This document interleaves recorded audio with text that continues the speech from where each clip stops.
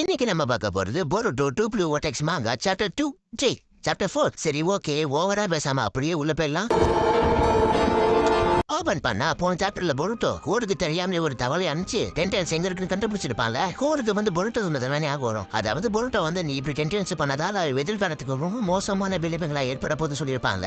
அதை அப்படியே யோசிச்சு பார்த்துட்டு இருப்பான். பொருட்டோ வந்து கூட ஸ்பை பண்ண வச்சிருப்பான்ல ஒரு ஃப்ராக். அந்த ஃப்ராக் என்ன பண்ண அதுக்கிட்ட இருந்து என்னமோ ஒரு லைஃப்ல சிம்பிள் போய் என்ன கீழே போறோம். பொருட்டோ கிட்ட இருக்க தவளை என்ன சொல்லும், சீக்கிரம் பொருட்டோ நமக்கு நேரம் இல்ல. அதுக்கு பொருட்டோவும் கொஞ்ச நேரம் சும்மா இருக்கியா, நான் என்ன தாத்தா அளவுக்கு இதை மாஸ்டர் பண்ணல. பொருட்டோ வந்து தவளை கிட்ட பேசிட்டு இருப்பான்ல. அதை பார்த்துட்டு கவாக்கி ஒண்ணுமே புரியல, இவன் யார்கிட்ட பேசிட்டு இருக்காங்க. ஏன்னா அந்த தவளை ரொம்ப குத்தியாவும் இருக்கு, அந்த காலுக்குள்ள ஒளிஞ்சிட்டு இருக்கு. அதுக்கப்புறம் பொருட்டோ ஃபிளைங் தண்டர்களை யூஸ் பண்ணி அப்படியே கோடு இருக்க இடத்துக்கு வந்துருமா. இவன் எப்ப வந்தான கோடெல்லாம் அப்படியே ஆச்சரியமா பாப்பான். பொருட்டோ டென்டல்ஸ் இருக்கிற ஹோட்டல பார்த்தா டென்டல்ஸ் அங்க இல்ல.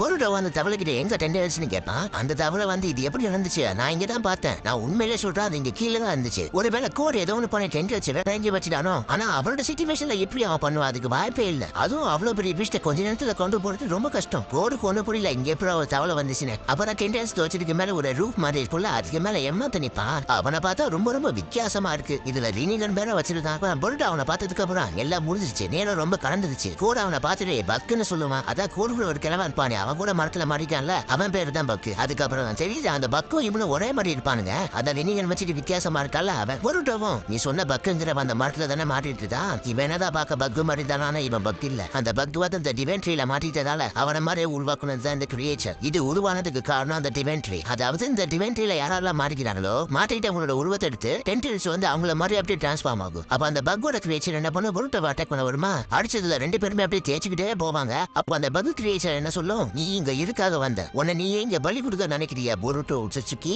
அப்ப பொருட்டோட ஆன்சர் பண்ணி லைட்னிங் ரிலீஸ் பண்ணுமா, அது ஷாக் அடிச்சு காக்கா மாதிரி அப்படியே தெரிஞ்சுக்கும். அதுக்கப்புறம் அந்த பக் கிரியேச்சர் வந்து கையை வந்து டைனோசர் வாய் மாதிரி ஆக்கி பொருட்டோ அட்டாக் பண்ண வரும். ஆனா பொருட்டோ ஃபிளைங் தண்டர் யூஸ் பண்ணி அதுக்கிட்ட இருந்து தப்பிச்சிருவானா. பொருட்டோ யூஸ் பண்ண திட்ச பார்த்து அதுக்கு அடிப்பேற்ற சுற்றி வாழ இருக்கு அப்படின்னு சொல்லுது. கோடு இது எப்படி இந்த மாதிரி ஆச்சு, இப்பவே என்கிட்ட சொல்லுன்னு கத்துன்னு கத்துவான். கத்துனதோட முடியாம அப்படியே கீழே விழுமா. ஏன்னா அந்த உசிக்கோ இன்னும் அப்ப உடம்புல தானே இருக்கு. பொருட்டோம கோடு உடம்புல இருக்கிற உசிக்கோவை ரிலீஸ் பண்ணிடுவான். பொருட்டோம கோடுகிட்ட நான் அந்த உசிக்கோவை ரிலீஸ் பண்ணிட்டேன், சண்டை போட தயாராது, நீ சாத கூடாதுன்னு நினைச்சனா எனக்கு உதவி பண்ணு, பேசுறதுக்குலாம் இப்ப நேரம் இல்ல. கோடு டென்டன்ஸ் எப்படி இந்த மாதிரி மாறிச்சு, அதுக்கு என்ன ஆச்சுன்னு கேட்பான். நான் உங்ககிட்ட ஏற்கனவே சொன்னேன், அந்த டிவைட் ரிவ்ல பக் மாறிட்டதால தான் டென்டன்ஸ் வந்து இப்படி ஆகிருக்கு. இந்த மாதிரி பக்குக்கு மட்டும் ஒண்ணும் ஆகல, நிறைய பேர் அந்த மாதிரி மருந்து மாறிட்டு இருக்காங்க. அப்போ திடீர்னு ஒருத்த சாக்கரான்னு எவ்வளோ மேல மிதந்துட்டு இருப்பான். எல்லா உலகத்தோட வாழ்க்கையும் எப்பவுமே அழிவுதான். ஒரு டிவென்ட்ரி மட்டும் அந்த உலகத்துக்கு வந்துச்சுன்னா அது அந்த உலகத்துல இருக்கிற எல்லா சாக்கராமே உறிஞ்செடுக்கும். உயிரோட இருக்கிறவங்க கிட்ட கூட சாக்கரா இருக்கும். அப்படி எல்லா சாக்கராவும் ஒன்னா சேர்ந்துச்சுன்னா அந்த மரத்துல ஒரு பழம் உருவாகும். அதுதான் சாக்கரா ஃப்ரூட். சொல்ல போனா அதுதான் எங்களோட உண்மையான நோக்கமே. ஆனா கோடு உனக்கு தான் ரொம்ப நன்றி சொல்லணும், நீ பண்ண வேலையால தான் எங்களால இப்படி உருமாற முடிச்சுது. அதாவது கோடு வந்து டென்டன்ஸ் சாக்கராவை பாட்டா எடுத்து ஒரு உருவமா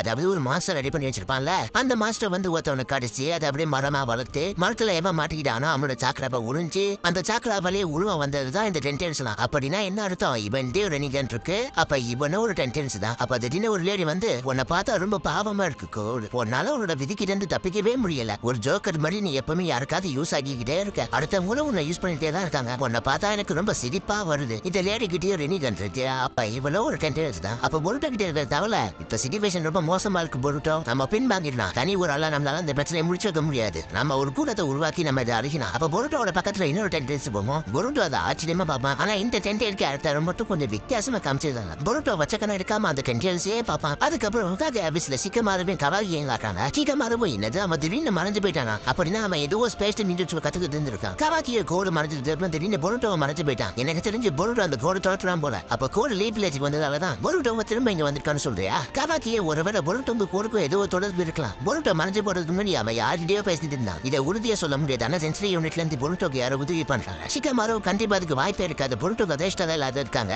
அதனால சென்சரி யூனிட் ஸ்பை இருக்க வாய்ப்பே இல்ல. அப்ப சாரா ஒரு என்ட்ரியை கொடுத்து இதை பத்தி இன்னுமா யோசிக்கிறீங்க, கோடு லீப் அட்டாக் பண்ணா அதை தெரிஞ்சுக்கிட்டு பொருட்டோ நம்மள காப்பாத்த வந்தான். ஒருவேளை அவ ஏரியா கிட்ட கூட பேசிருக்கலாம், அதனால ஏரியா கிட்ட போய் ஒரு வாட்டி கேட்டு பாருங்க. கவாக்கியும் கண்டிப்பா அப்படி இருக்காது சாரடா. பொருட்டோ இப்போ ஒரு ஒற்றுச்சுக்கி, அவனோட இலக்கு என்னவா இருந்தாலும் சரி, அவ ஒரு ஒற்றுச்சுக்கின்றதால நம்ம கண்டிப்பா செத்தே ஆகணும். சாரடா அவன் அப்ப அப்படி பார்த்தா நீ கொடுத்தா ஒரு ஒற்றுச்சுக்கி, அப்ப ஒன்ன போட்டு தள்ளிடுவா. கவாக்கிய சாரடா கிட்ட போவான். என்ன லிப் டு லிப் கிஸ் அடிக்க போனா இவ்வளவு தூரம் போறான் பாரு. ஸ்டே இவ்வளவு கிட்ட போறான் பாரு. சரி ஓகே கபாக்கியும் நான் ஒத்துச்சுக்கியை கொலை பண்ற ஒரு ஒத்துச்சுக்கி. என் சக்திகள் எப்பவுமே ஒத்துச்சுக்கியை கொலை பண்ண மட்டும் தான் துடிக்கும். ஒருவேளை நான் எல்லாத்தையும் முடிச்சிட்டேன்னா நான் சந்தோஷமா நானே இங்க இருந்து போயிடுவேன். அது வரைக்கும் நான் இப்படிதான் இருப்பேன், இப்படிதான் பண்ணுவேன். என்ன உனக்கு புரிஞ்சுதா? சாரடாவும் நானும் மறுபடியும் சொல்றேன், நீ இப்படி பண்றதை நான் விட மாட்டேன். சிக்கம் மதுவும் 2 பேரும் கொஞ்சம் பேசாம இருக்கீங்களா? இப்ப இந்த நான் தான் போக்காது. சரி அந்த மரத்தை பத்தி சொல்லுங்க. அதுனே கிளாமாக்ஸ் எல்லாம் இருக்கா? கிளாமாக்ஸ் இருக்கிற எல்லா மரத்தையும் நம்ம லீஃப்ல இதுல வைக்க போறோம். சாரடாவும் எனக்கு சரியா தெரியல. ஆனா அந்த மரத்தை மாட்டிட்டவங்க எல்லாரும் உயிரோட தான் இருக்காங்க. இப்ப என் மண்டையில என்ன ஓடுதுன்னா பொருட்டோக்கு இதை பத்தி என்னமோ ஒன்று தெரிஞ்சிருக்கு. சிக்கம் மரும் அப்ப அதுக்காக நம்ம கோடு தேடி போறோம்.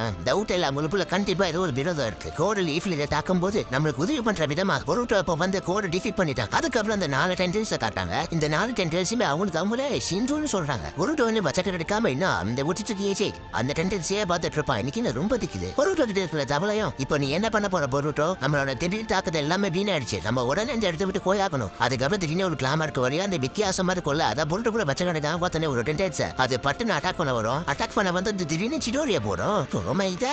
இதுக்கு எப்படி தெரியும்? அதே டயத்துல பொருட்டோ ரசங்க எடுத்துக்கிட்டு 2 பேரை சிடோரி ரசங்கன்னு ஒன்னா அடிச்சுப்பானுங்க. பயங்கரமான பிளாஸ்ட் அங்க ஏற்படும். அதுக்கு ஒரு பக் டென்டென்ஸ் அட்டாக் பண்ண வரும். பொருட்டோ கத்தியை வச்சு ஆட்ட ஆடலான்னு பார்த்தா அந்த பக் டென்டென்ஸ் வந்து கையை வச்சு அந்த கத்தியை பிடிச்சிடும். பிடிச்சது கத்தியை மட்டும் பிடிக்காம அது கூட அப்படியே ஒரு ஜெல்லி மாதிரி சேர்ந்து பொருட்டோ ஃபுல்லா பிடிச்சி ஒரு கல்லா மாறிடும். அப்போ அந்த டென்டென்ஸ் பொம்பளை வேணா வருவா. பொருட்டோவும் கோடை பார்த்து கோடை எனக்கு கை கொடு, இல்லைன்னா இந்த கிட்ட நீ கூட செத்துருவ. அதுக்கப்புறம் தான் கோடை அவன் புத்தியை காட்டுவான். இதை பார்த்து அவங்க உன்னை கண்டிப்பா கொண்டுருவாங்க. நான் டென்டென்ஸ் வேலைமறி பண்ணதால இது கொஞ்சம் வேலைமறியா இருக்கு. ஆனாலும் பரவாயில்ல, எனக்கு இது உதவியா தான் இருக்கு. எப்படி பார்த்தாலும் நீ சாடுறதால எனக்கு ஒரு லாபம் தான். அதனால செத்துப்போ அப்படின்னு சொல்லி கோடை அப்படியே அந்த இடத்த விட்டு தப்பிச்சு போயிடுவான். பொருட்டோப்பெல்லாம் செம்ம காண்டாகும். பொருட்டோ கிட்ட இருக்கிற தவளையும் இதோட போதும் பொருட்டு நம்ம இடத்தை விட்டு உடனே போய் ஆகணும். ஒருவேளை நீ மறுசுட்டு நம்ம பண்ணது எல்லாமே வேஸ்ட் ஆயிடும். இந்த உலகத்துக்கு எதிர்காலமே இல்லாம ஆயிடும். பொருட்டோ ஃபிளைங் தண்டர் யூஸ் பண்ணி அந்த இடத்த விட்டு மறைஞ்சு போயிடுவான். அதுக்கப்புறம் இந்த 4 டென்டென்ஸோட பாசம் இருக்கான் பாத்தீங்களா? நீ ரொம்ப அதிர்ஷ்டமான ஒத்துச்சுக்கி பொருட்டோ. இந்த திட்டம் நடக்கணும்னா நீ கண்டிப்பா ஒரு நாள் செத்தே ஆகும். கண்டிப்பா நாங்க ஒரு நாள் உனக்கு டிவென்ட்ரிக்கு படி கொடுப்போம். நீ முடிஞ்ச அளவுக்கு எங்க வேணா ஓடு. நீ என்னதான் பண்ணாலும் சரி, உன்னால கண்டிப்பா உன்னோட விதிக்கிட்டு இருந்து உன்னால தப்பிக்கவே முடியாது. பொருட்டோ ஒரு மரத்துல சாஞ்சி உட்காந்துட்டு சாஸ்கேக்கு தலை ஊத்துன ஹெட் பேண்ட் அந்த ஹெட் பேண்டை பார்த்துட்டு இருப்பான். அப்ப திடீர்னு யாரோ ஒருத்தர் என்ட்ரி கொடுத்து, என்னப்பா நீ பண்றத பார்த்தா நீயே இந்த உலகத்தை அழிச்சிருவ போல, மறுபடியும் அந்த மாதிரி அவசரப்படாத பொருட்டோ, என்ன மன்னிச்சிருந்த நான் கொஞ்சம் பேனிக் ஆயிட்டேன். அந்த என்ட்ரி கொடுத்த ஆள் யாருன்னு பார்த்த